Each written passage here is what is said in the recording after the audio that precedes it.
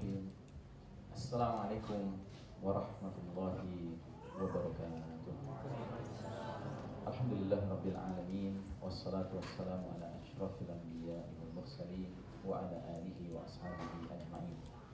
Qala Allah ta'ala fi kitabihil karim, ya ayyuhalladzina amanu taqullaha haqqa tuqatih wa la tamutunna illa wa antum muslimun. Hadirin jamaah rahimakumullah, alhamdulillah pada pagi siang hari ini Allah Ta'ala kembali mempertemukan kita dalam majelis ilmu. Hanya kepada Allah kita berharap semoga majelis ini Allah berkahi sehingga ilmu yang kita terima mendatangkan manfaat untuk dunia dan akhirat kita bersama. Jamaah sekalian rahimakumullah,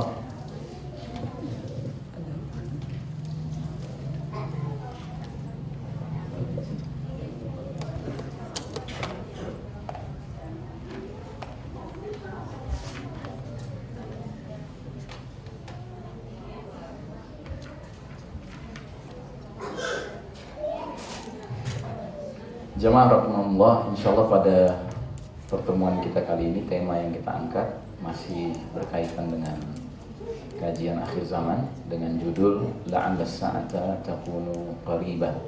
Boleh jadi as-sa'ah sudah dekat. Dan judul ini kalau kita perhatikan terjemahannya adalah boleh jadi kiamat sudah dekat. Sebenarnya terjemahan ini tidak tepat karena as-sa'ah itu berbeda dengan yaumul qiyamah. As-sa'ah adalah peristiwa yang terjadi setelah malaikat Israfil diperintahkan Allah meniup sangkakala pertama, yakni peristiwa kehancuran jagat raya ini atas kehendak Allah Subhanahu wa taala yang Maha Kuasa sehingga menyebabkan matinya semua makhluk. Ya. Sedangkan yaumul qiyamah artinya yaumul ba'ats, hari berbangkit, yang ditandai dengan tiupan sangkakala kedua oleh malaikat Israfil. Tetapi inilah kelemahan bahasa Indonesia, kita nggak punya terjemahan as-sa'ah selain daripada kiamat. Maka kita terpaksa pakai terjemahan yang standar. Ya, boleh jadi kiamat sudah dekat. Tadi saya sempat menyebutnya boleh jadi as-sa'ah sudah dekat. Ya. Nah, kalau bahasa Inggris masih lumayan. As-sa'ah itu terjemahannya the hour. The hour itu adalah peristiwa kehancuran jagat raya ini. Sedangkan hari berbangkit itu disebutnya resurrection day, hari berbangkit. Nah, jadi saudara sekalian rahimakumullah, tema kita ini kita ambil dari sebuah ayat surah Al-Ahzab ayat 63, di mana Allah Subhanahu wa taala berfirman, ba'da a'udzu billahi minasyaitonir rajim, yas'alukan nasu 'anis sa'ah. Manusia bertanya kepadamu tentang as-sa'ah atau hari kiamat. Yang dimaksud adalah para penduduk Mekah kaum Quraisy. Mereka mempertanyakan kepada Nabi Muhammad SAW mengenai as-sa'ah ini bukan dengan maksud bertanya secara serius, tidak, tetapi dengan maksud mengolok-olok, mengejek. Mengapa? Karena beriman kepada datangnya hari akhir merupakan konsekuensi dari beriman kepada ajaran Allah Ta'ala tauhid, la ilaha illallah. Sedangkan ketika Nabi Muhammad SAW mengawali dakwah beliau yang merupakan kelanjutan dari dakwah al-anbiya wal mursalin alaihi wassalam, dakwah tauhid, maka kebanyakan kaum Quraisy sulit menerimanya karena mereka sudah tenggelam di dalam doktrin kemusyrikan. Bukan berarti mereka tidak kenal dengan Allah Subhanahu wa taala, mereka kenal sekali dengan Allah Ta'ala. Sehingga dalam Al-Quran sering disebutkan dialog antara Nabi dengan kaumnya, di mana Allah menyuruh Nabi kita bertanya, tanyakan kepada mereka siapa yang menciptakan jagat raya ini, langit dan bumi ini. Saya kulun Allah, niscaya mereka menjawab Allah. Tanyakan kepada mereka siapa yang memberi rezeki, saya kulun Allah, niscaya mereka menjawab Allah. Tanyakan kepada mereka siapa yang mengatur segala urusan antara langit dan bumi, niscaya mereka menjawab Allah. Jadi mereka tahu Allah itu Maha Pencipta, Maha Pemberi rezeki, Maha Pengatur. Tetapi yang jadi masalah, mereka tidak mau menjadikan Allah semata sebagai ilahan wahidan, ilah satu-satunya. Bersamaan dengan meyakini Allah sebagai pencipta, pemberi rezeki, pengatur, mereka juga mempercayai ada partner-partner bagi Allah Subhanahu wa taala. Ada sekutu-sekutu bagi Allah Subhanahu wa taala. Ada associates Makanya disebutnya kaum musyrikin, kaum yang mempersekutukan Allah Ta'ala. Mereka menyaksikan bahwa di dalam Ka'bah dan di sekitar Ka'bah ada ratusan alihatan min dunillah, ilah-ilah selain Allah Ta'ala, sehingga mereka sulit menerima kalimat tauhid la ilaha illallah. Penolakan mereka terhadap kalimat tauhid secara otomatis membuat mereka menolak konsekuensi dari tauhid. Dan konsekuensi dari tauhid salah satunya adalah al-imanu bil yaumil akhir, mengimani akan datangnya hari akhir, bahwa dunia ini pada titik tertentu akan berakhir. Itu mereka tidak terima. Sedangkan as-sa'ah adalah titik di mana dunia ini berakhir. Maka kalimat yas'alukan nasu anis sa'ah adalah kalimat di mana maksudnya kaum Quraisy mereka mempertanyakan sebagai sebuah ejekan. Ya Muhammad, kalau memang benar akan terjadi as-sa'ah, kapan? Tahun berapa? Bulan apa? Tanggal berapa? Begitu maksudnya. Nah, oleh karenanya Allah Subhanahu wa Ta'ala menyuruh Nabi kita merespon ejekan mereka itu dengan berkata, "Qul innama ilmuha indallah." Katakanlah, sesungguhnya ilmu tentang perkara itu semata-mata ada di sisi Allah Subhanahu wa Ta'ala. Jadi tidak ada manusia yang mengetahui rahasia jadwal as-sa'ah. Tidak ada. Tanpa kecuali, termasuk Nabi Muhammad SAW sendiri tidak tahu kapan akan terjadinya as-sa'ah. Satu-satunya isyarat dari Nabi kita mengenai kapan akan datangnya as-sa'ah adalah harinya, yaitu pada hari apa? Jumat. Tapi Jumatnya mana? Wallahu a'lam bishawab. Dalam hadis riwayat Imam Bukhari itu disebutkan tidak ada hari di mana matahari bersinar lebih baik daripada hari Jumat. Pada hari itulah Allah Ta'ala menciptakan Adam alaihissalam. Pada hari itulah Allah Ta'ala mengeluarkan Adam dari jannah, ditempatkan ke bumi ini. Pada hari itu Allah Ta'ala menerima taubatnya Adam alaihissalam. Dan pada hari itulah Allah akan mengembalikan Adam masuk kembali ke dalam al-jannah. Dan pada hari itulah terjadinya as-sa'ah. Ini satu-satunya hadis mengisyaratkan jadwal as-sa'ah terjadi pada hari Jumat. Bukan satu-satunya, ada lagi hadis lain misalnya yang mengatakan setiap pagi hari Jumat seluruh makhluk melata dabbah di muka bumi ini akan bersiap-siap khawatir kalau hari itu malaikat Israfil meniup sangkakala pertama, illas saqalain, kecuali dua makhluk melata yaitu manusia dan jin.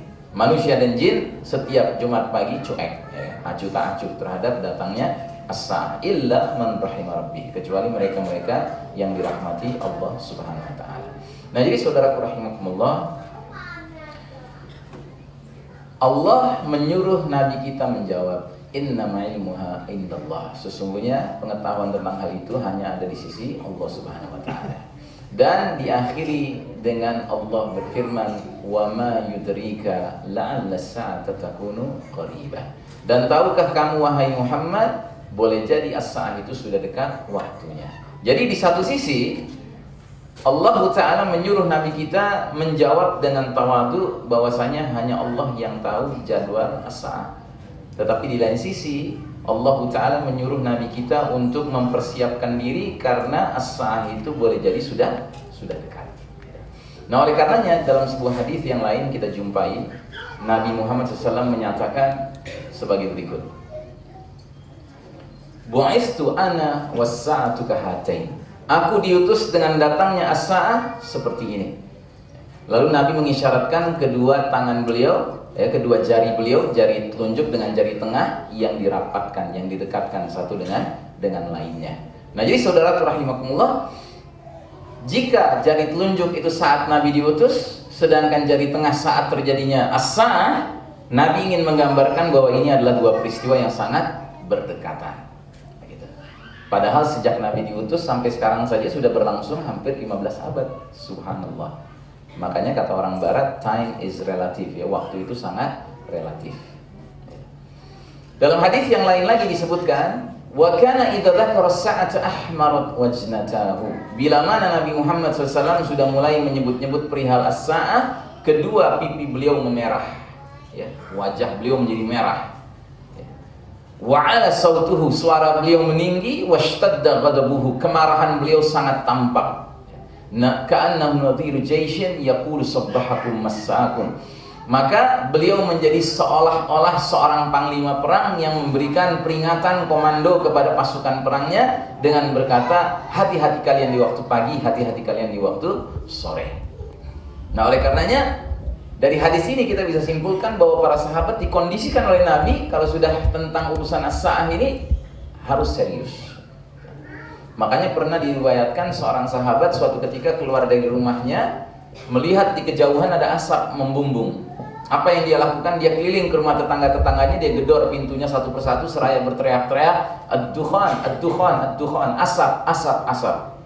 Maka semua pada keluar lalu mengelilingi sahabat ini dan bertanya, ada apa? Dia tunjuk ke arah asap itu, dia bilang ad-dukhan, katanya, asap. Ada apa dengan asap itu?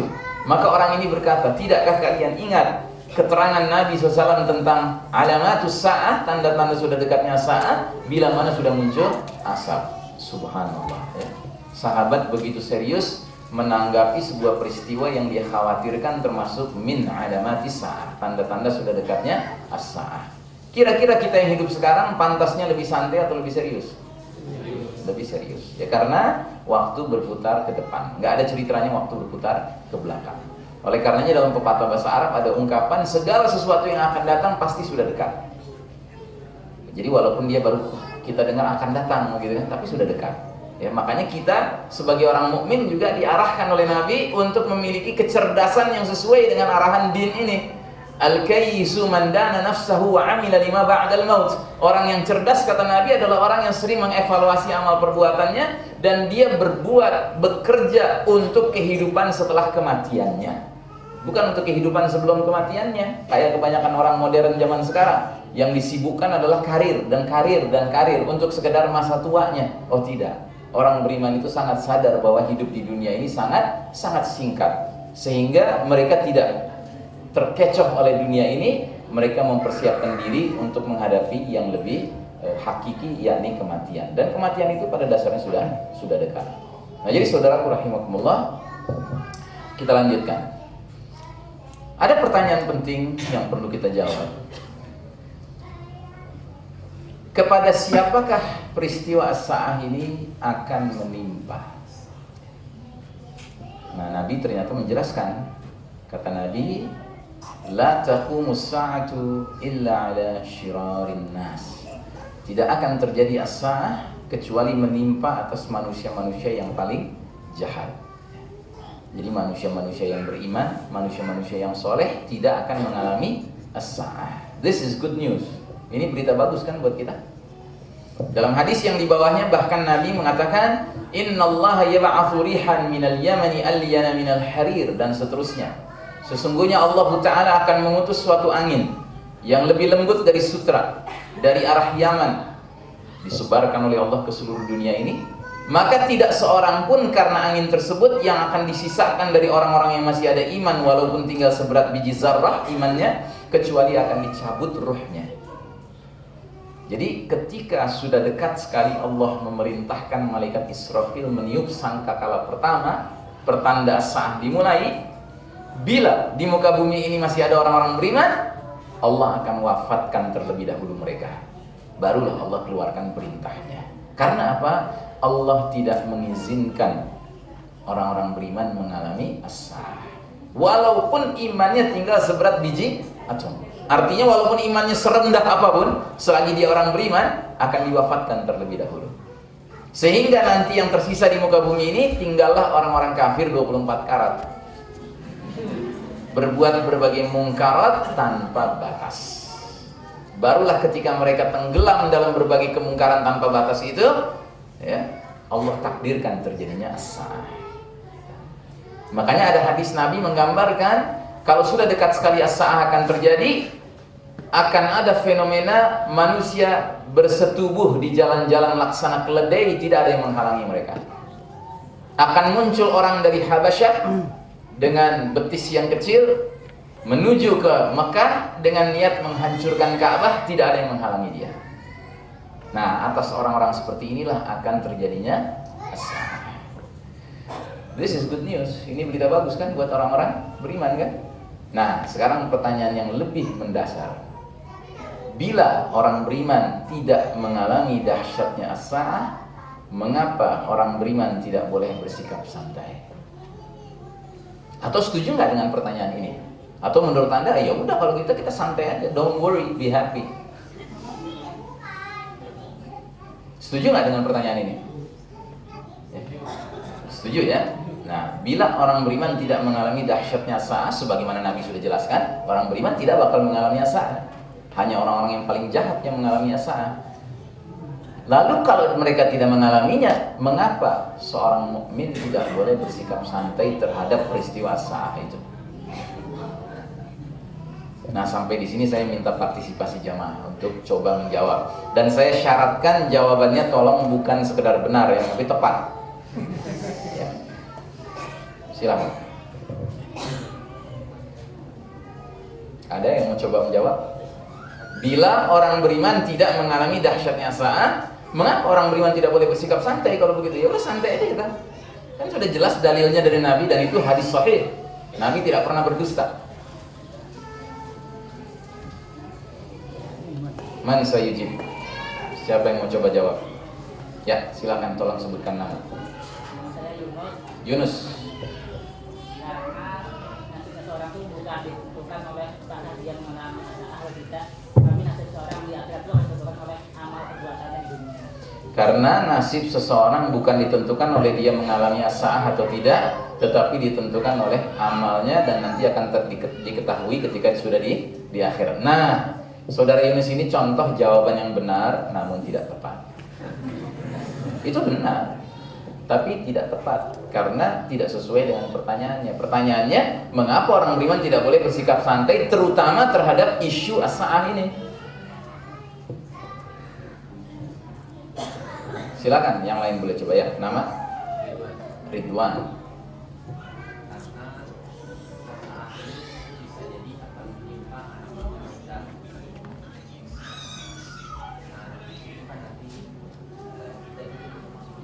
Tanggung jawab juga di akhirat terhadap anak cucu kita, bisa jadi anak cucu kita yang akan membawa kita ke neraka. Ya, jadi kata saudara Ridwan, karena bisa jadi as-sa'ah itu tidak menimpa kita tapi menimpa anak cucu kita. Sedangkan kalau anak cucu kita tidak kita persiapkan, kita pun turut bertanggung jawab di hari berbangkit. Subhanallah, ini pun jawaban yang benar, tapi tidak tepat. Silakan satu lagi biar witir. Ya. Assalamualaikum warahmatullahi wabarakatuh. Menurut saya, nama saya Wahyu. Menurut saya, kenapa seorang muslim tidak bisa bersikap santai? Karena sebelum terjadi as-sa'ah ini ada fenomena-fenomena yang dahsyat, seperti peperangan akhir zaman, dan di mana itu butuh persiapan bagi seorang muslim. That's why muslim nggak bisa santai untuk menyambut as-sa'ah. Ya, jadi saudara Wahyu mengatakan, walaupun tidak mengalami dahsyatnya as-sa'ah, tetapi sebelum datangnya as-sa'ah akan muncul fenomena-fenomena yang sangat heboh, diantaranya perang akhir zaman dan lain sebagainya. Dan ini menyebabkan seorang mukmin tidak bisa berlaku santai karena dia harus bersiap-siap menghadapi peperangan-peperangan itu. Begitu ya? Subhanallah. Jawaban benar, tapi tidak tepat. Itu jawaban benar juga jawaban itu, tapi nggak tepat kaitan dengan tema kita ini. Silakan akhwat satu aja. Ada akhwat yang mau coba jawab? Ya, tolong mic-nya di depan.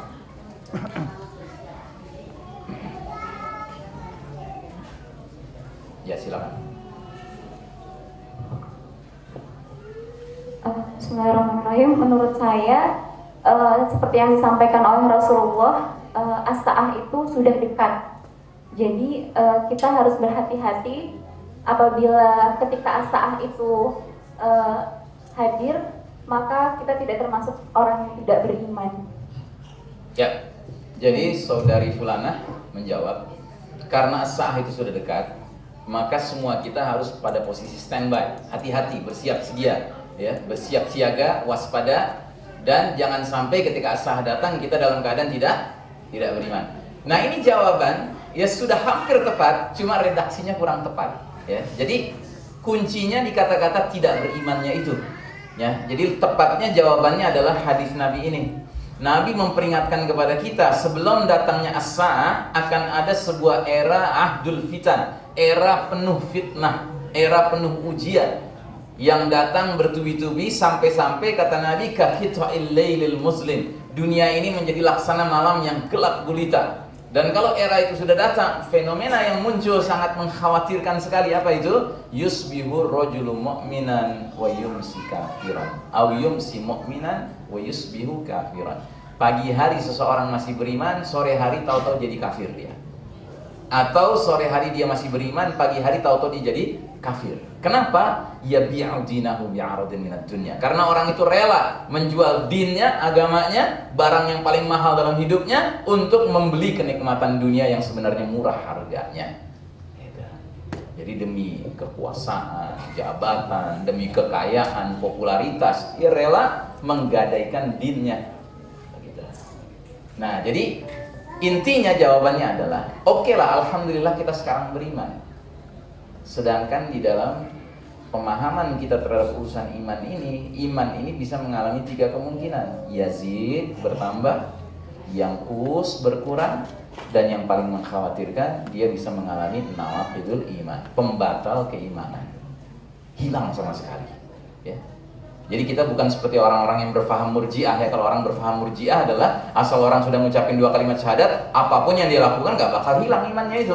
Gitu. Mungkin bisa turun imannya, bisa rendah imannya, tapi gak bakal hilang. Enggak, kita gak berfaham demikian. Kita berfaham bahwa iman itu begitu ada di dalam diri seseorang, bukan berarti dia akan terus ada dalam diri seseorang itu. Syukur-syukur iya. Tetapi bisa dia terlibat dalam perkara yang menyebabkan batalnya iman. Buktinya hadis Nabi ini. Nabi ini jelas menyatakan dalam hadis ini bahwa pagi orang beriman, sore menjadi kafir jika sudah datang era penuh fitnah tersebut. Dan saya termasuk orang yang meyakini bahwa hadis ini sudah menjadi kenyataan sekarang. Fenomena ancaman MKL, murtad karena lalai, sekarang sudah bermunculan. Perlu contoh? Hah? Belum? Belum perlu? Oh perlu. Kayaknya pernah saya kasih contoh di sini. Nggak apa-apa ya, mungkin dulu nggak nyambung ya kan, sekarang lupa. Sekarang saya ingatkan. Contoh keyakinan atau ucapan yang dapat menyebabkan seseorang itu mengalami nawaqidul iman, pembatal keimanan, murtad karena lalai, adalah kalimat semua agama sama, semua agama baik, semua agama benar. Ini kalimat sederhana ini bisa menyebabkan seseorang itu batal imannya. Dari mana kita menyimpulkan hal itu? Dari fakta bahwa Nabi pernah mengatakan, fa inna asdaqal hadithi kitabullahi wa inna afdalal hadi hadi Muhammadin sallallahu alaihi wasallam. Sesungguhnya sebenar-benarnya ucapan adalah kitabullah, dan seutama-utama petunjuk adalah petunjuk Nabi Muhammad sallallahu alaihi wasallam. Sedangkan di dalam kitabullah Allah Ta'ala berfirman, inna dina indallahil Islam. Sesungguhnya din yang Allah ridai di sisinya hanyalah Islam. Tidak mungkin ada seorang muslim yang pernah baca Al-Quran lalu dia bertemu dengan ayat ini, walau nggak ngerti bahasa Arab, tapi kan bisa baca terjemahannya. Lalu dia baca terjemahannya, terus dalam hatinya dia mengatakan, ah nggak begitulah, semua agama baik, semua agama sama, semua agama benar. Batal imannya, karena dia mengingkari firman Allah Subhanahu Wa Taala menyangkut perkara yang sangat mendasar.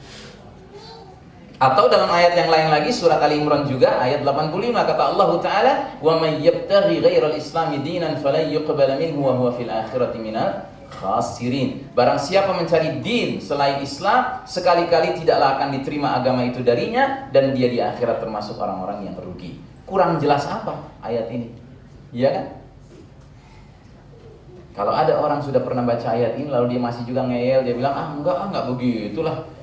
Semua agama baik, semua agama sama, semua agama benar. Buktinya tetangga saya orang Nasrani baik sama saya. Tetangga kiri saya orang Muslim, jenggotan, koruptor lagi. Enggak lah, ya kan, ini oknum masalahnya, agama baik semuanya. Nah gitu ya kan. Ada nggak pikiran begitu sekarang? Ada kan?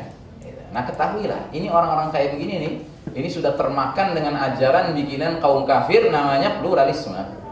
Ajaran ini mengantarkan orang untuk memiliki keraguan terhadap kebenaran agama Allah Subhanahu Wa Taala. Oleh karenanya perlu selalu kita ingat ya, dalam memperjuangkan Islam ini nggak ada ceritanya kita ingin sekedar memperjuangkan supaya Quran dan Sunnah menjadi rujukan utama umat, tidak, tetapi jadi rujukan satu-satunya umat. Beda Pak. Menjadikan Quran dan Sunnah rujukan utama dan menjadikan Quran dan Sunnah rujukan satu-satunya itu beda. Kalau dijadikan dia rujukan utama, berarti dia rujukan utama tapi banyak rujukan lain yang dipakai. Jadi gado-gado kan? Ya. Kayak yang terjadi kapan? Di zaman Mongol dulu masuk ke Baghdad.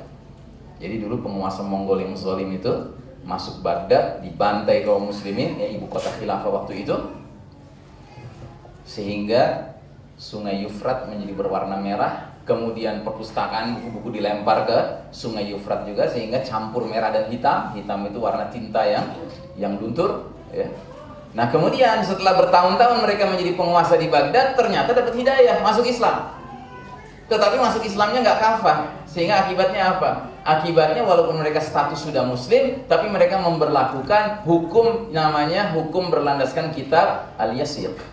Kitab Al-Yasir itu atau Ilyasa itu adalah kitab gado-gado. Ada hukum Islamnya sebagian, ada hukum Kristennya sebagian, hukum dari Taurat, Yahudi sebagian, dan termasuk ada adat Mongol.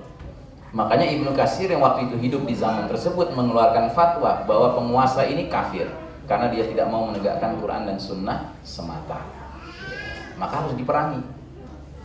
Nah jadi ikhwas sekalian rahimakumullah, kita perlu menyadari bahwa sekarang ini fenomena MKL murtad karena lalai relatif mudah dijumpai. Nah maka saya sekarang punya pertanyaan. Jika ada seorang pemuda masjid, katakanlah pemuda EQL gitu kan, saking bersemangatnya dia teriak, Islam agama paling benar. Itu benar atau salah? Salah? Kenapa salah, Yunus? Kalau paling benar berarti ada agama yang benar, dan itu yang benar adalah agama yang diridhoi Allah. Dan Islam tidak diridhoi Allah. Jadi kalimatnya mestinya diedit menjadi Islam agama?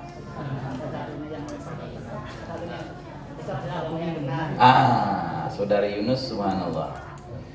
Jadi saudara Yunus mengatakan salah kalau ada pemuda EQL berteriak Islam agama paling benar. Mestinya dia berteriak Islam agama yang benar. Sebab kalau dikatakan Islam agama paling benar, berarti agama lain juga benar, tapi kurang benar. Gitu, ya kan? Nah, Allah Ta'ala mengajarkan kita lewat Al-Quran ayat ini. Huwallazi arsala rasulahu bil huda wa dinil haqqi liyuzhirahu 'ala dini kullihi walau karihal musyrikun. Dialah Allah yang mengutus rasulnya dengan membawa petunjuk Al-Quran dan agama yang benar, dinul haq, ya, al-Islam. Untuk apa? Untuk dimenangkan oleh Allah di atas segenap agama lainnya, walau orang-orang musyrik tidak menyukainya. Jelas ya? Nah, jadi saudara sekalian rahimakumullah, walaupun kaum muslimin tidak mengalami dahsyatnya as-sa'ah, namun mereka tidak terlepas dari huru hara akhir zaman atau era penuh fitnah di akhir zaman. Kita yang menjalani era badai fitnah dewasa ini harus menyadari bahwa setiap saat, setiap detik eksistensi iman tauhid kita ini terancam. Jangan sampai ketika angin lembut berhembus ternyata kita termasuk yang tidak diwafatkan oleh Allah Subhanahu wa taala. Kan sungguh ironis kan?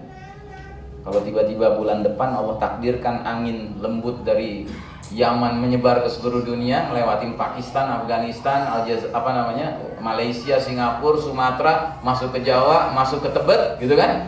Terus teman-teman kita yang biasa rajin ngaji bareng kita lihat kena angin itu pada jatuh, gitu kan? Wafat, dicabut ruhnya sama Allah, diselamatkan supaya tidak mengalami as-sa'ah. Tiba-tiba kena kita nggak mati. Nauzubillah. Itu pertanda apa? Pertanda ternyata orang tersebut mengira dia masih punya iman. Ternyata seberat biji atom pun iman sudah tidak ada. Karena apa? Dia terjatuh kepada nawaqidul iman, pembatal keimanan. Nah, oleh karenanya saudaraku rahimakumullah, agar tidak terkena virus murtad karena lalai ini, maka semua kita wajib memandang iman bukan sebagai hal yang statis. Ya, iman itu bukan sesuatu hal yang statis. Nggak kayak orang Nasrani asal percaya sama Trinitas, sudahlah surga di tangan. Sisanya dia mau mabuk-mabukan, mau berzina segala macam, asalkan dia percaya bahwa Yesus disalib untuk mengampuni dosa-dosa umatnya, ya kan, udah masuk surga dia. Kita tidak. Kita meyakini bahwa setelah kita mengucapkan 2 kalimat syahadat, kita harus memperjuangkan untuk mempertahankannya dengan cara pelihara dengan ilmu, kemudian buktikan dengan amal. Dan dari sekian banyak ilmu tentang dinul Islam ini, yang paling inti yang tidak boleh pernah ditinggalkan adalah al-ilmu anit tauhid. Ilmu tentang tauhid, karena dia merupakan asluddin, intisari dari beragama. Dia adalah seruan seluruh nabi, seluruh rasul sepanjang zaman. Boleh jadi syariat dari waktu ke waktu, dari nabi ke nabi mengalami perubahan-perubahan, tetapi inti ajaran yang mereka sampaikan tidak pernah berubah, yaitu kalimat tauhid. Nah, oleh karenanya di antara makna dari ilmu tauhid yang harus kita dalami adalah ilmu tentang apa yang membatalkan tauhid. Makanya di antara buku yang kami rekomendasikan adalah disertasi doktoral karya Syekh Abdul Aziz Abdul Latif, berjudul aslinya Nawaqidul Iman Al-Qawliyah wal Amaliyah. Sudah diterjemahkan dengan judul Pembatal Keislaman dalam aspek keyakinan, ucapan maupun perbuatan. Ini buku tebal segini. Namanya disertasi doktoral kan. Kalau antum takut baca buku setebal itu, ada yang tipis. Ya. Judulnya Nawaqidul Islam. Ditulis oleh seorang ulama dari Jazirah Arab namanya Syekh Sulaiman Al-Unwani, ya. Ada dua versi terjemahannya, ada terjemahan dengan versi bahasa judulnya Awas Terjebak Murtad, dan ada yang judulnya Penjelasan Pembatal Keislaman. Nah, jadi ikhwas kalian rahimakumullah, ini sangat penting kita mendalami ilmu ini. Karena apa? Karena kita tidak ingin terjatuh kepada apa yang Nabi peringatkan. Pagi masih beriman, sore menjadi kafir. Sore masih beriman, pagi menjadi kafir. Ini harus kita waspadai. Dan tentunya kita nantinya kalau mendalami ilmu tentang hal ini bukan dalam rangka mengkafir-kafirkan orang, tidak ya. Tetapi dalam rangka menjaga diri kita, keluarga kita, anak istri kita kalau sudah berkeluarga, supaya tidak tersentuh oleh ancaman MKL, virus murtad karena lalai. Nah, ikhwas kalian rahimakumullah, kita lanjutkan. 15 abad yang lalu Nabi SAW menyampaikan sebuah nubuah, sebuah ramalan kenabian yang ketika disampaikan di hadapan para sahabat, mereka sempat terheran-heran mendengarnya. Nabi menyatakan, la tattabi'unna sunanal ladzina min qablikum shibran bi shibrin wa dhira'an bi dhira'in hatta law dakhalu fi juhri dabbin lattaba'tumuhum. Sungguh kalian umat Islam kelak nanti di akhir zaman benar-benar akan mengikuti kebiasaan orang-orang sebelum kalian, sejengkal demi sejengkal, sehasta demi sehasta, maksudnya perlahan tapi pasti. Sehingga sekiranya mereka masuk ke dalam lubang biawak sekalipun, kalian pasti akan ikut bersama mereka masuk ke lubang biawak. Lalu para sahabat balik bertanya, ya Rasulullah, al-Yahuda wan Nasara? Ya Rasulullah, apakah orang-orang yang bakal diikuti oleh umat Islam akhir zaman nanti maksud engkau adalah kaum Yahudi dan Nasrani? Nabi tidak menjawab, malah Nabi balik bertanya, faman? Siapa lagi kalau bukan mereka? Nah, hadis ini saat disampaikan di hadapan para sahabat, tentunya mereka heran. Bagaimana bisa terjadi umat Nabi Muhammad SAW atau ahlul Quran, ya kan? Karena mereka menerima kitabullah Al-Quran kan? Kok ngekor sama umat Nabi Musa, umat Nabi Isa alaihissalam, yaitu ahlul Taurat sama ahlul Injil? Ini tidak bisa difahami oleh para sahabat. Kenapa? Karena mereka sudah dididik oleh Nabi sedemikian rupa meyakini Al-Quran sebagai kitabullah yang dijamin keasliannya sampai as-sa'ah. Kok bisa tiba-tiba malah ngekornya kepada orang-orang yang kitabullahnya gak ada jaminan keaslian? Iya kan? Taurat dan Injil kan gak ada jaminan keaslian kan? Jangankan sampai sekarang abad 21, di zaman Nabi dan para sahabat saja Taurat dan Injil sudah mengalami penyimpangan dari aslinya.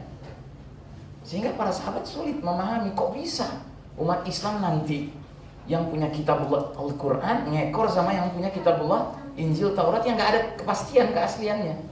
Anda masih ingat kasus Umar bin Khattab di Madinah? Suatu ketika didapati Nabi sedang membaca beberapa lembaran kertas. Lalu ditanya sama Nabi, ya Umar, kau sedang baca apa? Aku sedang membaca beberapa lembar kitabullah Taurat. Langsung Nabi mukanya menjadi merah, pertanda Nabi menahan marah. Lalu Nabi mengatakan, demi Allah, demi yang jiwa Muhammad dalam genggamannya, andaikan Musa alaihissalam, saudaraku Musa alaihissalam sekarang ini hadir di tengah kita, niscaya dia menjadi pengikutku sekarang ini. Hai Umar, apakah tidak cukup bagimu Al-Quran? Tinggalkan itu. Subhanallah. Dalam hadis yang lain lagi Nabi pernah mengatakan, umat Islam ini hendaknya mensikapi kitab-kitab Allah yang terdahulu dengan sikap apa? La tusaddiquhum wa la tukadzibuhum. Jangan kalian benarkan isinya, tapi juga jangan kalian dustakan isinya. Lalu ulama menerangkan, apa maksud Nabi jangan benarkan? Jangan dibenarkan isinya semuanya karena khawatir kalau yang kalian benarkan itu yang sudah disimpangkan oleh para pendeta mereka, para pastor mereka, rabi mereka. Tapi juga jangan didustakan karena khawatir yang didustakan itu justru yang masih merupakan firman Allah Ta'ala. Nah itu dulu, ya kan? Tapi sekarang kita yang hidup di abad 21 ini, asalkan mau menggunakan kacamata iman dan takwa melihat situasi kondisi dunia, kita bukan saja paham hadis ini kan, kita bahkan menyaksikan bahwa hadis ini menjadi realitas sekarang. Berapa banyak orang yang mengaku muslim sekarang ini, apa saja yang datang dari al-Yahud wan Nasara, the Western civilization, ya Barat, Eropa, Amerika, itu kan Yahudi Nasrani itu, the Judeo-Christian Society, masyarakat Yahudi Nasrani. Apa saja yang datang dari mereka diterima, copy paste, diikuti. Sejengkal demi sejengkal, sehasta demi sehasta, ya, sehingga akhirnya ya, masuk lubang biawak. Oleh karenanya Nabi menegaskan, man tashabbaha biqaumin fahuwa minhum. Barang siapa bertasyabuh menyerupai suatu kaum, maka dia otomatis menjadi bagian dari kaum tersebut. Jadi barang siapa yang ngekor sama Yahudi sama Nasrani, walaupun dia tetap sholat, walaupun dia tetap puasa, walaupun dia tetap haji, pada hakikatnya dia sudah jadi bagian dari Yahudi dan Nasrani. Nah jadi saudara sekalian rahimakumullah, ini realitas, ya. Ini realitas pahit yang kita hadapi sekarang. Kemudian ada lagi hadis Nabi yang lain tentang nubuwah, tentang prediksi kenabian, tapi sekaligus ringkasan sejarah umat Islam. Nabi menyatakan bahwa perjalanan umat Islam dari awal Nabi diutus sampai menjelang as-sa'ah akan mengalami 5 babak, ya. Babak pertama adalah babak an-nubuwah, kenabian. Kata Nabi, takunun nubuwatu fikum masya'allahu an takuna thumma yarfa'uha idza syaa yarfa'aha. Masa kenabian akan berlangsung di tengah kalian selama beberapa waktu, sehingga Allah berkehendak Allah mencabut babak kenabian itu, berlalulah babak pertama itu. Tsumma takunu khilafatun ala minhajin nubuwah. Setelah babak kenabian itu muncullah babak kekhalifahan yang mengikuti manhaj kenabian. Manhaj kenabian itu artinya metode, cara, pola, sistem kenabian. Nah, babak pertama, babak kenabian, itulah babak di mana generasi awal umat Islam, para sahabat radhiyallahu anhum ajma'in, langsung dipimpin oleh Nabi Muhammad SAW sejak awal beliau diutus sampai beliau wafat. Jelas sudah berlalu babak pertama. Berapa lama dia berlangsung?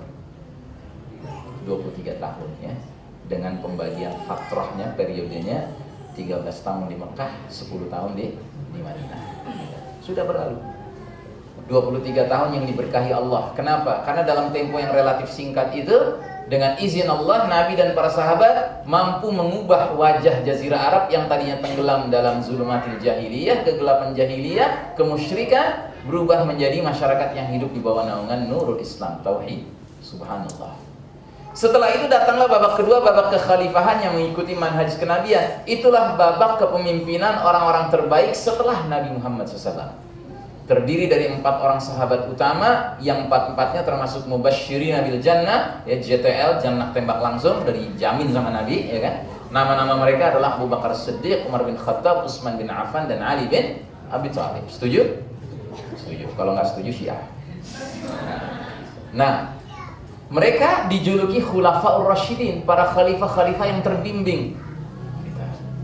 Dan kepemimpinan mereka sudah terbukti adalah kepemimpinan terbaik setelah Nabi Muhammad SAW.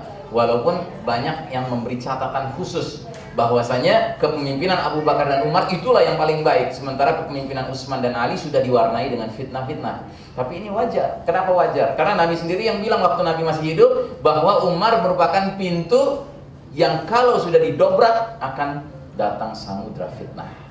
Ya kan? Ada hadis Nabi seperti itu. Disampaikan kepada Huzaifah bin Yaman. Nah, jadi saudara sekalian rahimakumullah, babak kedua adalah babak yang sudah berlalu juga, dia tidak berlangsung lama, cuma 30 tahun kurang lebih, ya kan? Tetapi 30 tahun yang diberkahi karena di samping Jazirah Arab diwarnai Nurul Islam, sudah mulai meluas, dibebaskan Persia, dibebaskan sebagian wilayah Romawi, ya, yaitu bagian utara, bagian Syam, ya. Nah, Kemudian datang babak ketiga, kata Nabi, "Tsumma takunu mulkan 'addan fayakunu masyaallah wa yakuna tsumma yarfa'uha ila syaa yarfa'ha." Kemudian datanglah babak ketiga, babak raja-raja yang menggigit. Nah, babak raja-raja yang menggigit ini adalah babak kepemimpinan para khalifah, julukannya masih khalifah, dengan sistem yang masih khilafah. Cuma sayangnya pergantian seorang khalifah kepada khalifah berikutnya, sistem suksesinya, sistem turun-temurun, waris mewarisi. Gitu. Yang berarti apa? Sudah mulai terjadi pergeseran. Sudah mulai terjadi pergeseran. Dulu ketika Abu Bakar Siddiq wafat, maka terpilihnya Umar melalui musyawarah. Wafat Umar bin Khattab, terpilihnya Utsman melalui musyawarah. Wafatnya Utsman Ali terpilih melalui musyawarah. Sementara ya, wafatnya seorang khalifah di zaman Bani Umayyah digantikan pasti oleh anaknya. Kalau nggak anaknya, pokoknya keluarganya. Kayak gitu. Nah, sehingga ada keluarga yang berdarah biru istilahnya. Dan babak ketiga ini berlangsung cukup lama, ratusan tahun, bahkan sekitar 1300 tahun, 13 abad sendiri. Dan silih berganti, sejarah menyaksikan jatuh bangunnya kerajaan-kerajaan Islam. Dan tidak sedikit di antara khalifah-khalifah tersebut ada yang zalim. Kita harus akui itu, ada yang zalim. Contohnya khalifah yang memimpin pada masa Imam Ahmad bin Hambal menjadi ulama yang berpengaruh di wilayahnya. Nah, Ahmad bin Hambal disuruh mengeluarkan fatwa pesanan khalifah. Dia tidak mau. Akibatnya dia dipenjara, disiksa. Ya. Tetapi dia tidak berontak. Kenapa dia tidak berontak? Karena dia tahu bahwa ini pemimpin ini zalim secara pribadi. Tetapi secara leadership dia masih mengangkat panji-panji Quran dan Sunnah, gitu, ya kan? Nah, makanya di zaman babak ketiga itulah berlakunya aneka hadis-hadis Nabi yang mengatakan biar kayak gimana pun pemimpin kudu ditaati. Kenapa? Karena dia adalah pemimpin. Gitu. Betapapun dizolimi dan lain sebagainya. Gitu. Nah, namun ternyata babak ketiga ini berakhir juga. Ya. Setelah Bani Umayyah, muncul Bani Abbasiyah, muncul Kesultanan Utsmani Turki, ya kan? Kemudian muncul pengkhianat bernama Mustafa Kemal, ya, yang dia dididik oleh Yahudi di Barat. Kemudian dia mengusulkan sebuah spirit pembaharuan. Maksudnya apa? Kalau kita umat Islam mau maju, nggak ada jalan lain, kita harus tinggalkan berbagai konsep yang jadul, yang model zaman dulu. Kita harus mengikuti konsep-konsep yang modern. Ya, artinya ngekor sama Eropa, sama Barat. Dan salah satunya dia bikin rumusan rancangan undang-undang pembubaran khilafah. Kita harus mengekor kepada Eropa dalam pengertian sampai sistem bermasyarakat, bernegara pun ngekor sama mereka. Tinggalkan sistem khilafah, mari kita tegakkan nation state. Maka berdirilah Turki modern sekuler. Dan akhirnya negeri-negeri muslim lainnya pun ngekor, berlomba-lomba bikin negara berdasarkan bangsa. Negara berdasarkan tauhid, akidah, syahadat ditinggalkan. Nah, maka masuklah kita ke babak keempat yang disebut dengan era mulkan jabariyah. Babak kepemimpinan para penguasa yang memaksakan kehendak mereka, yang berarti mengabaikan kehendak Allah dan Rasulnya. Nah, maka di babak keempat ini, ya, kita mengalami kondisi yang paling pahit dibandingkan babak-babak sebelumnya. Tidak ada babak yang lebih kelam daripada babak keempat sekarang ini. Inilah babak di mana umat Islam babak belur. Nggak usah ragu-ragu menyebutnya, memang iya, ini realitas. Dan Allah Ta'ala punya maksud dengan ini semua. Allah sendiri yang bilang dalam Al-Quran, Allah tidak pernah berdusta. Allah menyatakan dalam surat Ali Imran ayat 140, "Iyamsaskum qarhun faqad massal qauma qarhun mithluh wa tilkal ayyamu nudawiluha bainan nas." Kata Allah Ta'ala dalam ayat 140 surat Ali Imran, jika kamu wahai kaum muslimin pada perang Uhud mendapat luka, derita, kekalahan, maka sesungguhnya kaum kafir musyrik Quraisy Mekah itu pun pada perang Badar mendapat luka, derita, kekalahan yang serupa. Dan masa kejayaan, kehancuran itu kami pergilirkan di antara manusia agar mereka mendapat pelajaran. Ini dunia. Dunia ini bukan tempatnya di mana orang beriman menang terus, nggak ada ceritanya itu. Kadang orang beriman menang, kadang orang beriman kalah. Kadang orang kafir kalah, kadang orang kafir menang. Allah punya maksud bahwa setelah babak ketiga berakhir, khilafah terakhir jatuh, runtuh, ya kan? Allah mengalihkan tongkat estafeta kepemimpinan dunia ini dari umat Islam, dialihkan ke barat, ke Eropa, ke Amerika. Sekarang mereka yang memimpin. Maka mulailah ya dunia menyaksikan barat mimpin dengan kekafiran mereka. Lalu bermunculan para boneka-boneka pemimpin di negeri-negeri kaum muslimin yang ngekor sama mereka bisa-bisa. Dan rakyatnya pun ikut ngekor sama mereka. Terus merasa bahwa mereka sedang dikasih kesenangan setiap 5 tahun sekali ikut pesta, ya kan? Padahal bukan pesta, ya kan? Kalaupun pesta mabuk-mabukan sampai gila, sampai hilang kewarasan. Yang pada hakikatnya setelah hampir 5 tahun berikut baru sadar, wah kita dibohongin, gitu. Tapi ikut lagi pestanya. Berharap akan ada harapan, nah, gitu, ya kan? Padahal semua pestanya udah diatur sama mereka, pengurusnya mereka, aturan mainnya mereka, ya kan? Minuman mereka, makanan mereka, ya kan? Nah, jadi saudaraku rahimakumullah, kita harus menyadari bahwa kita sedang menjalani babak yang paling kelam dalam sejarah umat Islam. Tapi alhamdulillah, Allah Ta'ala mengingatkan kita lewat pesan Nabi hadis ini bahwa ternyata babak keempat is not the final chapter. Ini bukan babak terakhir, ya. Jangan hilang asa, jangan hilang harapan. Yakinlah, ya, asalkan kita istiqomah, kita akan menjemput babak kelima. Babak kelima adalah babak khilafatun ala minhajin nubuwah tsumma sakata. Lalu Nabi diam. Nah, para ulama hadis mengatakan Nabi diam tandanya sampai disitulah umur umat Islam. Tidak lama setelah itu terjadi as-sa'ah.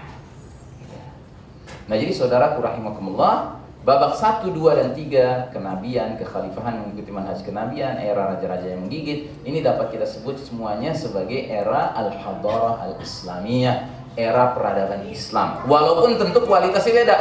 Kualitas babak pertama beda dengan kualitas babak kedua. Bahkan kualitas babak kedua zaman kepemimpinan Abu Bakar Umar beda dengan zaman kepemimpinan Utsman dan Ali. Gitu. Nah, babak raja-raja menggigit udah lebih ke bawah lagi, ya, lebih mengalami penurunan lagi. Tapi setidak-tidaknya babak 1, 2, dan 3 bisa kita katakan sebagai era kepemimpinan, ya, peradaban Islam, karena umat pada masa itu sangat paham dengan ayat ini, sangat paham dan mengalami ayat ini. Sementara kita sekarang di babak keempat sangat sering dengar ayat ini tapi nggak kunjung paham dan tidak kunjung melihat realitasnya ayat ini.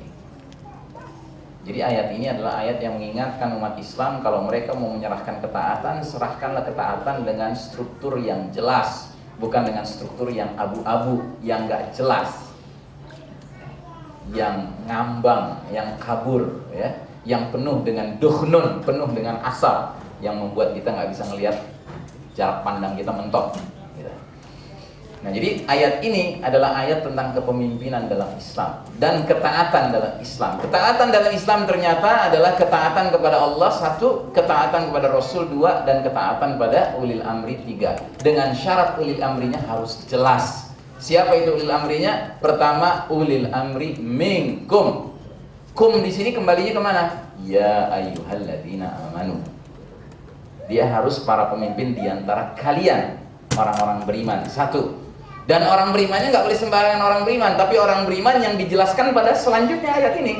Fa in tanaza'tum fi syai'in farudduhu ila Allahi war rasuli in kuntum tu'minuna billahi wal yaumil akhir. Kemudian jika kamu berlainan pendapat tentang suatu urusan, kembalikanlah urusannya itu kepada Allah, yakni Al-Quran, dan kepada Rasul, yakni sunnahnya, jika kamu benar-benar beriman kepada Allah dan hari kemudian. Kalau dia memenuhi 2 kriteria ini, pertama dia muslim, dan kedua dia selalu mengembalikan urusan pada Quran dan sunnah, kita sebagai rakyat nggak punya alasan untuk tidak mentaati dia. Tapi kalau dia tidak memenuhi 2 ini, kita tidak punya kewajiban mentaati dia. Kalau tidak bisa dikatakan kita wajib mengkufuri dia. Karena apa? Karena dia berarti sudah memainkan peranan sebagai taghut, melampaui batas. Dia punya otoritas tapi dia tidak mengajak masyarakat yang dia pimpin untuk taat kepada Allah dan Rasulnya. Sedangkan Al-Quranul Karim sampai mengingatkan kita tentang nasib orang-orang yang salah dalam menyerahkan loyalitasnya, ketaatannya, kepatuhannya, yaitu surat Al-Ahzab ayat 66 hingga 68. Maaf. Jadi kalau kita lihat surat ini ada 3 ayat, bererot ayatnya 66, 67, 68. Allah menyebutkan Yauma tuqallabu wujuhuhum fin nari yaquluna ya laitana ata'na Allah wa ata'na Rasulah. Pada hari ketika muka mereka dibolak-balikan dalam neraka, mereka berkata, alangkah baiknya andai kata kami taat kepada Allah dan taat pula kepada Rasul. Muka mereka ini muka siapa yang dibolak-balikan di neraka? Muka penghuni neraka kan? Jadi penghuni neraka itu nanti muka mereka dibolak-balik di neraka kayak sate. Nauzubillahi min dzalik. Ya. Nah, dalam keadaan mereka sedang sengsara menderita menghadapi siksaan api yang seperti itu, mereka mengeluarkan ucapan penyesalan. Ya laitana ata'na Allah wa ata'na Rasulah. Alangkah celakanya kami, alangkah baiknya andai kata dulu kami di dunia taat pada Allah dan taat pada Rasul. Berarti mereka waktu di dunia taat sama Allah sama taat sama Rasul enggak? Enggak. Sebenarnya kalau ayat ini berdiri begini saja sudah cukup buat kita. Oh, jadi kalau kita mau selamat di akhirat nanti, enggak masuk neraka, jadilah orang yang taat pada Allah dan Rasul, kan begitu? Ya kan? Tetapi Allah ingin memperjelas kepada kita dengan ayat selanjutnya. Di ayat selanjutnya orang yang sama tadi itu, penghuni neraka tadi itu berkata lebih lanjut, wa qalu rabbana inna ata'na sadatana wa kubara'ana fa'adalluna sabila. Mereka kemudian melanjutkan penyesalan mereka dengan berkata, ya Rabb kami, sungguh dulu kami di dunia sudah mentaati pemimpin-pemimpin kami, pembesar-pembesar kami, ternyata mereka menyesatkan kami dari jalan Allah, dari jalan Engkau, dari jalan yang benar. Kita nggak diajak pada Allah dan Rasulnya, kita diajak kepada entah apa. Maka akhirnya di ayat berikutnya mereka cuma bisa mengutuk, Rabbana atihim bi'afaini minal adabi wa la'anhum la'nan kabira. Ya Rabb kami timpakan atas mereka azab 2 kali lipat dari yang kami terima. Mereka itu siapa? Timpakan pada mereka. Mereka itu siapa? Mantan pemimpin dan mantan pembesar mereka kan? Sewaktu di dunia. Dan kutuklah mereka dengan kutukan yang besar. Ada manfaatnya nggak penyesalan mereka? Ada manfaatnya nggak kutukan mereka? Nggak ada. Kenapa? Kenapa nggak ada manfaatnya? Karena terlambat. Makanya Islam mengajarkan kalau mau menyesal, menyesallah selagi masih ada waktu untuk berubah. Jangan menyesal ketika sudah nggak ada waktu untuk berubah. Para ulama sepakat kalau orang nyawanya sudah sampai kerongkongan, dia taubat, nggak diterima taubatnya. Kenapa? Nggak bakal bisa dia membuktikan bahwa dia sudah benar-benar bertaubat. Bertaubat itu salah satu pilarnya adalah menyesal. Tetapi dia perlu pembuktian. Nah, pembuktian ketika dia menyesalnya tidak terlambat. Jadi mau ngutuk pemimpin kapan ngutuknya? Sekarang.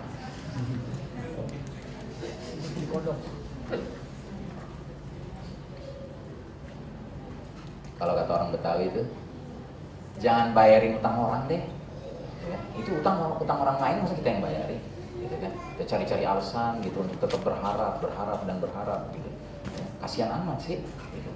Kita hidup di dunia cuma sekali dan sebentar kita hidup di dunia. Pastikan ketaatan kita kepada siapapun adalah ketaatan yang nanti bisa kita pertanggungjawabkan di hadapan Allah Subhanahu wa taala. Jangan menjadi orang yang semata-mata mengikut apa kata orang banyak. Gitu. Islam tidak mengajarkan kita ikut kepada apa yang kata orang banyak. Gitu. Mau tahu ayatnya? Nih saya kasih lihat ayatnya. Jelas Allah mengatakan jangan ikut orang banyak. Surat 6 ayat 116. Ini ayat anti mayoritas. Karena kan orang doyan banget gitu mempermasalahkan mayoritas, suara terbanyak dan sebagainya gitu kan. Ini jelas Allah mengatakan, wa in tuti' aktsara man fil ardi yudilluka an sabilillah iyattabi'una illa dhanna wa inhum illa yakhrusun. Dan jika kamu menuruti kebanyakan orang di muka bumi ini, yang mayoritas ya kan, niscaya mereka akan menyesatkan kamu dari jalan Allah. Mereka tidak lain hanyalah mengikuti asumsi, persangkaan belaka, duga-duga saja, ya kan? Dan mereka tidak lain hanyalah berdusta. Nah, jadi saudara rahimakumullah, harus kita ikuti siapa? Allah dan Rasulnya. Dan kalaupun ada selain Allah dan Rasulnya yang kita ikuti, orang-orang yang kita yakini akan ngajak kita kepada Allah dan Rasulnya. Kalau tidak, maaf, Allah dan Rasulnya lebih saya utamakan. Itulah sikap orang beriman. Nah, jadi saudara rahimakumullah, kita lanjutkan.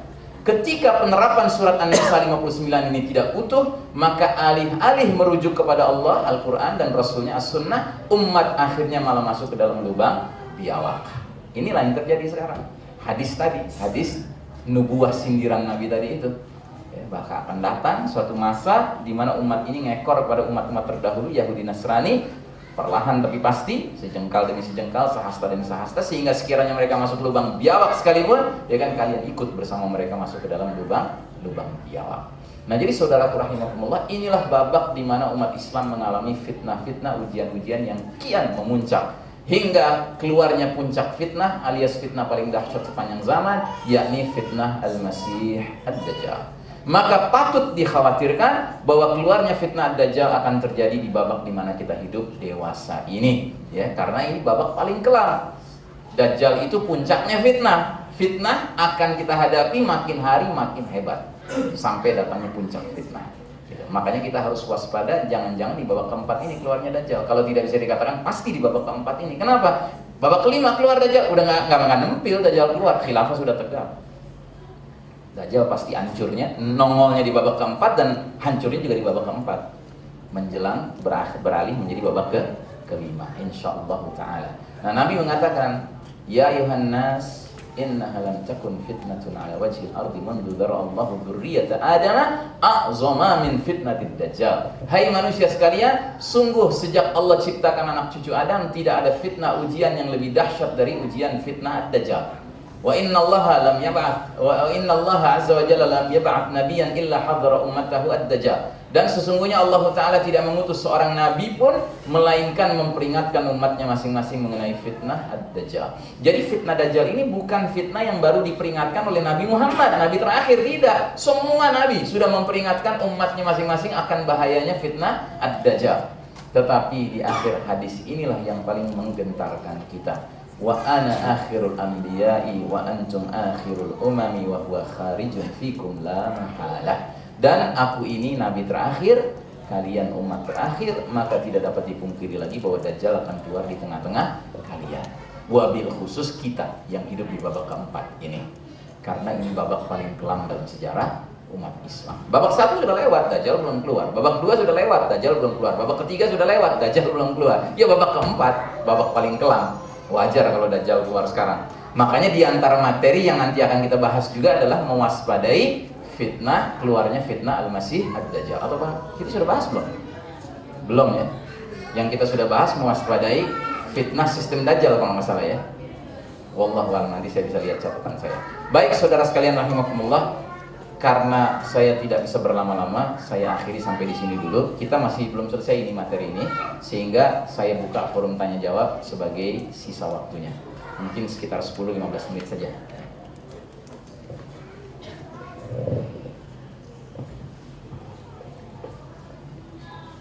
Alhamdulillah, terima kasih banyak kepada Ustadz.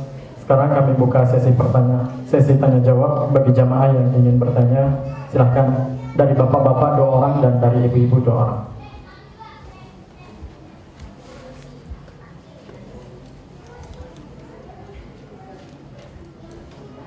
Assalamualaikum warahmatullahi wabarakatuh. Waalaikumsalam. Pak Ustadz, saya mau tanya, di Al-Azhar ayat 65-66 itu yang dimaksud itu pemimpin negara atau pemimpin agama? Terus yang kedua, gimana caranya terjadi kiamat pada babak kelima sedangkan khalifah udah tegak lagi? Apa ada rujukan ayat atau hadisnya ya? Sekian aja, terima kasih.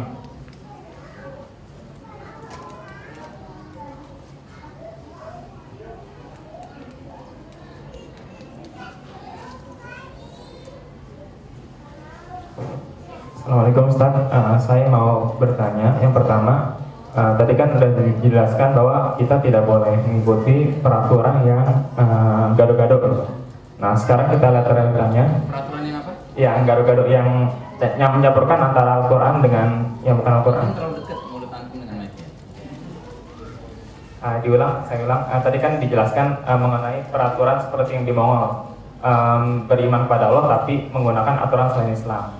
Nah, dalam konteks kekinian, bagaimana sikap kita terhadap peraturan dalam hal ini di Indonesia yang tidak semuanya menerapkan Al-Quran gitu.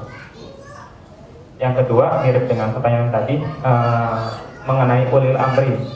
Ulil amri yang seperti apa yang harus kita taati pada saat ini? Apakah hanya satu saja atau mungkin pemimpin agama atau apa? Ya. Dari ibu-ibu, ada yang mau bertanya? Kalau tidak ada, mungkin bisa dijawab yang 2 pertanyaan. Silahkan. Ya, jazakumullah khairan kepada para penanya. Jadi Al-Ahzab 66, 67, 68 itu berbicara tentang pemimpin apa Ustaz? Pemimpin umum atau pemimpin agama gitu, ya. Tadi yang nanya mana? Siapa namanya? Andi. Nandi. Oh, Nandi. Ya, jadi saudara Nandi, tentu yang dimaksud di sini pemimpin adalah pemimpin umum. Dan kita terpaksa mendengar jenis pertanyaan saudara Nandi karena ini membuktikan bahwa kita hidup di era fitnah. Kalau kita nggak hidup di era fitnah, kita nggak mungkin nanya ini pemimpin agama atau pemimpin umum gitu, ya kan? Kalau kita nggak di era fitnah tuh nggak ada pertanyaan seperti itu. Pertanyaan seperti Anda terpaksa muncul karena memang ini bukti bahwa betapa dahsyatnya pengaruh fitnah sekularisme. Gitu. Sehingga kita harus memilah-milah antara pemimpin agama, pemimpin umum kan gitu, ya kan? Padahal mestinya nggak ada pertanyaan seperti itu karena dalam sistem Islam yang disebut pemimpin itu ya dia ngerti agama sekaligus dia adalah pemimpin dalam arti dia memiliki kemampuan siasat gitu. Ya, ammah secara umum dia mengerti. Nah, jadi di sini yang dimaksud adalah tentu pemimpin dalam pengertian yang berlaku di tengah masyarakat. Pemimpin yang berlaku di tengah masyarakat. Dan ayat seperti itu di dalam Al-Qur'an kalau kita perhatikan baik-baik cukup banyak. Contohnya adalah surat Al-Baqarah ya. Anda lihat surat Al-Baqarah ada 3 ayat lagi, rangkaiannya 3 ayat juga. 165, 166, 167. Allah Ta'ala menyebutkan, "Wa minan nasi may yattakhidhu min dunillahi andada yuhibbunahum ka hubbillah walladzina amanu asyaddu hubbalillah." Di antara manusia ada orang-orang yang menyembah tandingan-tandingan selain Allah. Mereka mencintainya sebagaimana mereka mencintai Allah. Sedangkan orang-orang beriman amat sangat cintanya kepada Allah. Dan jika seandainya orang-orang yang berbuat zalim itu mengetahui ketika mereka melihat siksa pada hari kiamat bahwa kekuatan itu milik Allah semata dan bahwa Allah amat berat siksaannya, niscaya mereka menyesal. Terus ayat 166, yaitu ketika orang-orang yang diikuti itu pemimpin apa rakyat? Pemimpin, ya kan? Yaitu ketika orang-orang yang diikuti para pemimpin itu ya di hari berbangkit nanti ya kan berlepas diri dari orang-orang yang mengikutinya. Orang-orang yang mengikuti itu pemimpin apa rakyat? Rakyat, ya kan? Jadi ketika para pemimpin berlepas diri dari rakyatnya di hari berbangkit nanti, ya kan? Dan mereka melihat siksa sama-sama nih, si pemimpin melihat siksa, si mantan pemimpin melihat siksa, si mantan rakyat melihat siksa di depan mata mereka. Dan ketika segala hubungan antara mereka sudah terputus sama sekali, wa qala alladziina attaba'u, maka di ayat 167 yang dikatakan, maka berkatalah orang-orang yang mengikuti. Yang mengikuti itu pemimpin apa rakyat? Rakyat. Maka rakyat saat itu berkata, andai kata kami bisa kembali ke dunia, pasti kami berlepas diri dari mereka sebagai mereka sekarang berlepas diri dari kami. Berlepas diri itu bahasa Arabnya apa? Bara, berlepas diri. Makanya dalam Islam, dalam kajian tentang tauhid, materi yang sangat penting namanya al-wala wal bara. Gitu. Kita harus punya kejelasan al-wala, kesetiaan, loyalitas, dan kejelasan al-bara, berlepas diri dari pihak-pihak yang kita tahu mereka tidak pernah bertanggung jawab atas diri kita. Gitu. Itulah Islam. Islam menghendaki kita jangan menyerahkan loyalitas kita kepada sembarang pihak. Sebagaimana juga jangan kita ketika sudah tahu pihak ini adalah pihak yang khianat, pihak ini adalah pihak yang sesungguhnya mengingkari dinullah itu sendiri, lalu kita masih memberikan harapan kepada dia. Kita kemudian istilah Betawinya tadi itu bayar utang-utang dia gitu.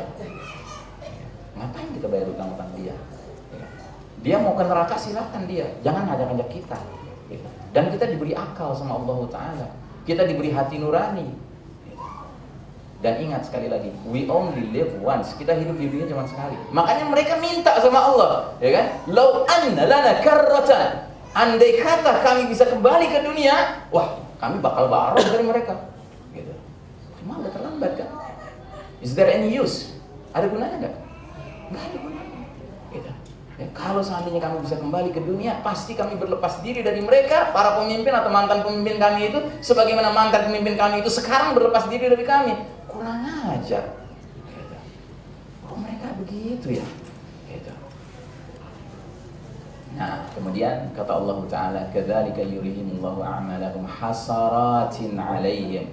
Demikianlah Allah perlihatkan kepada mereka amal perbuatan mereka menjadi sesalan bagi mereka, wa ma hum bikharijina minan nar, dan sekali-kali mereka tidak akan keluar dari api neraka. Mereka sini maksudnya apa? Pemimpinnya doang atau pemimpin dan rakyatnya? Pemimpin dan rakyatnya. Bukan hanya pemimpin loh.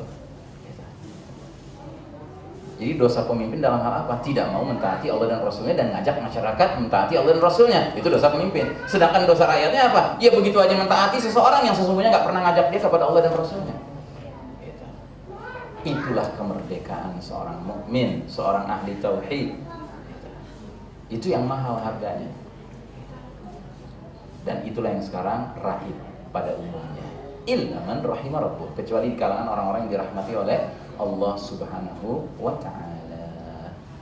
Baik, jadi saudara Nanda, kira-kira jawaban saya membuat Anda sulit tidur, makan gak kenyang atau gimana?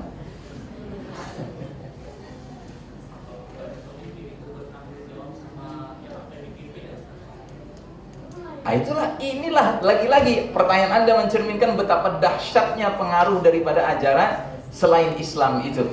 Ya, dari mana ada ceritanya bahwa kita ini akan bertanggung jawab atas pihak yang kita pimpin? Bukan, ya kan? Kita akan bertanggung jawab di hadapan Allah Ta'ala.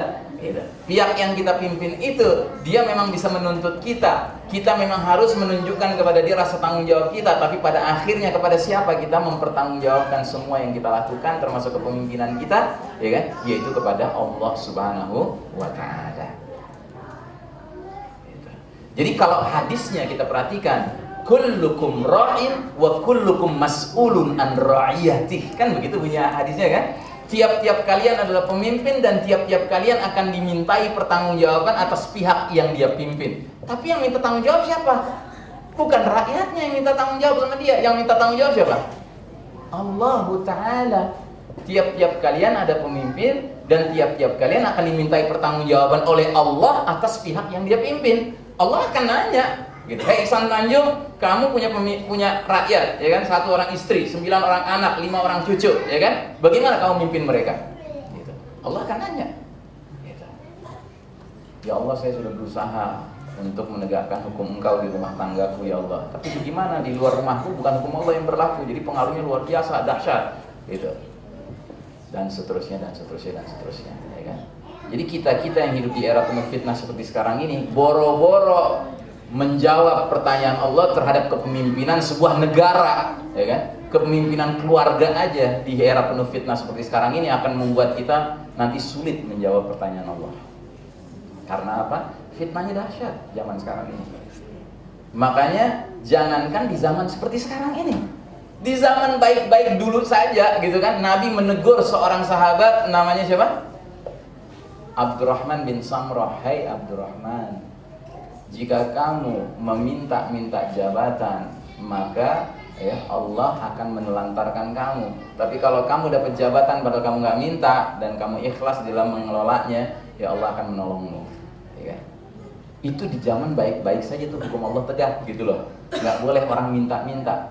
Nah di zaman dimana hukum Allah nggak tegak, terus orang masang wajahnya di semua tiang listrik, di semua pohon, gitu kan. Pilihlah saya bakal bertanggung jawab deh mimpin kalian. Gitu. Subhanallah. Nekatnya nauzubillah min dzalik. Gitu. Ngerti nggak? Karena dia nggak boleh mengelola kepemimpinannya dengan hukum Allah. Sedangkan yang mengelola dengan hukum Allah aja nggak boleh minta-minta. Gitu loh. Paham nggak Pananda? Ya, paham ya? Oke. Nah jadi itu pertanyaan pertama soal Al-Ahzab 66 sampai 68. Pertanyaan kedua, maaf saya nggak tercatat tadi. Boleh diulang?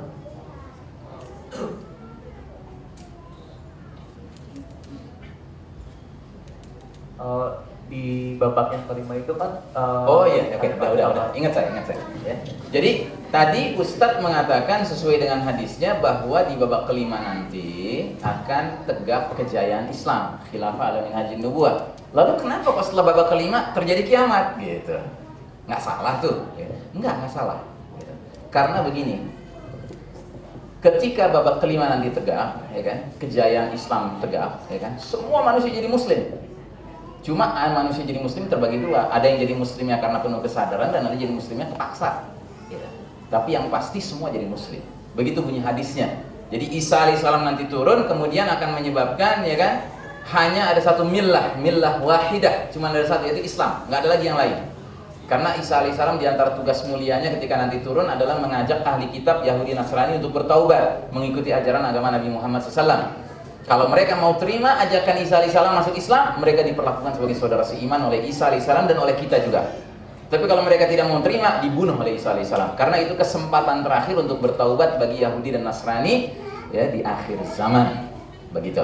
Nah, namun seperti saya katakan tadi, orang yang masuk Islam di babak kelima nanti, ya kan, itu ada yang masuk Islam dengan penuh kesadaran, mu'allaf yang benar-benar sadar, ada yang karena terpaksa.